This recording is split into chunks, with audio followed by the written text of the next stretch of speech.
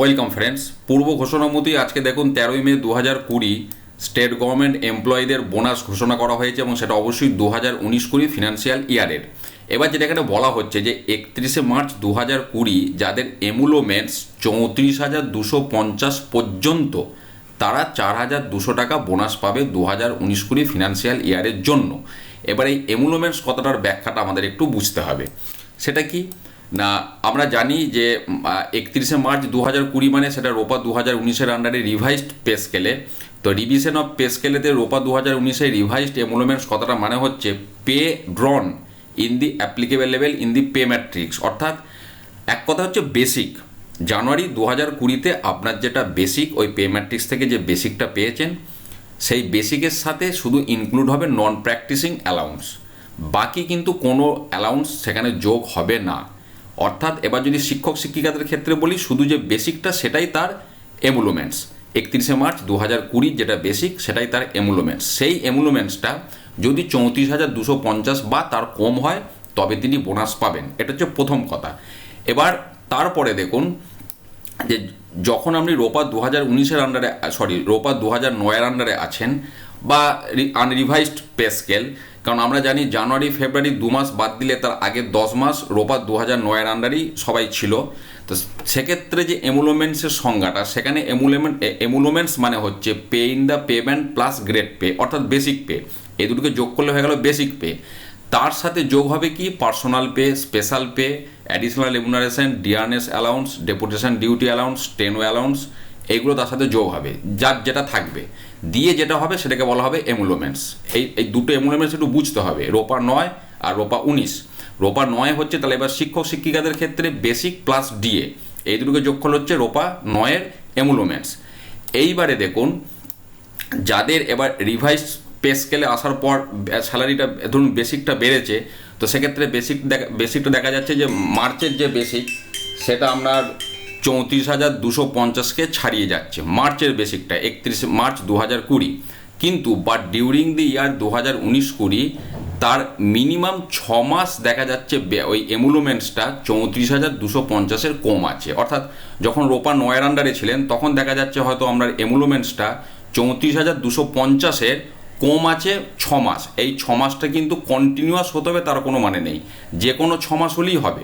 এবার দেখা যাবে হয়তো তার প্রথম 4 মাস হয়তো ছিল আপনার মার্চ এপ্রিল মে জুন, তারপর দেখা যাচ্ছে জুলাই ইনক্রিমেন্ট নিয়ে হয়তো এটা ক্রস করে গেছে, তো তখন তিনি পাবেন না। যদি 6 মাস দেখা যায় 34,250 বা তার কম আছে কিন্তু নতুন স্কেলেতে এসে তার বেশি হয়ে গেছে 2 মাস, তো সেক্ষেত্রে অসুবিধা নেই, সেক্ষেত্রেও তিনি কিন্তু বোনাস পাবেন। এইবার যেটা বলা হচ্ছে যারা নতুন জয়েনিং করেছে তাদের 31/3/2020-তে ইন সার্ভিস কিন্তু অ্যাটলিস্ট 6 মান্থ কন্টিনিউয়াস সার্ভিস করেছে, এটা নতুন জয়েনিংদের ক্ষেত্রে। তাহলে নতুন যারা জয়েনিং করেছেন তাদের যদি 31/3/2020-তে মিনিমাম 6 মাস সার্ভিস হয় সেক্ষেত্রে, এবং যদি এই নিয়মের মধ্যে থাকেন এমুলোমেন্টসটা 34,250 বা তার কম, সেক্ষেত্রে তারা বোনাস পাবে। তাদের বোনাসটা কিন্তু ক্যালকুলেশন হবে এমুলোমেন্টস 31শে মার্চ 2020 ইন্টু জমা সার্ভিস করেছেন ভাজিত 12। এই সার্ভিসের বিষয়টা এবার একটু বলি, হিসাব করার বিষয়টা যেটা নিচেতে ছিল আমি একটু বলি। এখানে একটা জিনিস বলা আছে, সেটা হচ্ছে যে যদি কারোর 15 দিন সার্ভিস হয় বা তার বেশি, সেক্ষেত্রে সেটা 1 মাস ধরা হবে, সেটা যে মাসই হোক না কেন। অর্থাৎ কোনো একটা মাসে আপনি যে ডেটে জয়েন করছেন যদি সেই মাসে 15 দিন বা তার বেশি আপনার কাজ করা হয় সেটা 1 মাস ধরা হবে। সেই হিসাবে ধরে আপনার জমা সার্ভিস হচ্ছে তাকে 12 দিয়ে ভাগ করা হলো, দিয়ে আর 31শে মার্চ 2020 যেটা আপনার এমুলোমেন্টস তাকে গুণ করলে যেটা দাঁড়াবে সেইটা হবে আপনার বোনাস। কিন্তু সেটা কখনোই 4,200-কে ছাড়িয়ে যাবে না, কারণ সাবজেক্ট টু ম্যাক্সিমাম অফ 4,200। অর্থাৎ এই গুণটুন করার পর যদি 4,200-র বেশি হয় তখন আপনি 4,200-ই পাবেন, আর এই সমস্ত গুণ করে যদি 4,200 বা তার কম হয় তখন আপনি কমটা পাবেন। এই হচ্ছে সোজাসুজি হিসাব। এবারে যেটা বলা হচ্ছে যে মুসলিম স্টেট গভর্নমেন্ট এমপ্লয়ি তাদের যে আপনার ঈদের জন্য যে বিষয়টা এখানে বলা আছে, দেখুন ফেস্টিভ্যাল অফ ঈদ উল ফিতর, তো 9 অক্টোবর থেকে 16 অক্টোবরের মধ্যে বোনাস দেওয়ার বিষয়টাকে এখানে ডিসবার্স করার কথাটা বলা হচ্ছে। যদি কোনো কারণে সেটা ফেল হয় তাহলে অবশ্যই যেন ঈদ উল ফিতর বা দুর্গাপুজোর একদম যত তাড়াতাড়ি সম্ভব সেটা মিটিয়ে দেওয়ার জন্য বলা হয়েছে। তো এই হচ্ছে সামগ্রিক আপনার বিজ্ঞপ্তি, আমি যেটা মেন পয়েন্ট আপনাদের সাথে শেয়ার করলাম। তো আশা করি বিষয়টা আমরা বুঝতে পেরেছেন। এবার এখানে দেখুন পুরনো স্কেল নতুন স্কেলের অনেক কিছু সমস্যা আছে। এবার একটু আপনারা হিসাব নিকাশগুলো নিজেরা দেখে নিন যে রোপা 9-এর বেসিক তার সঙ্গে ডিএ যোগ করলে এমুলোমেন্টসটা কী দাঁড়াচ্ছে, আর রোপা 2019-এর ক্ষেত্রে বেসিক যেটা সেটাই এমুলোমেন্টস, পাশাপাশি নন প্র্যাকটিসিং অ্যালাউন্সটা ওখানে আছে, সেটা আমি আগেই বললাম।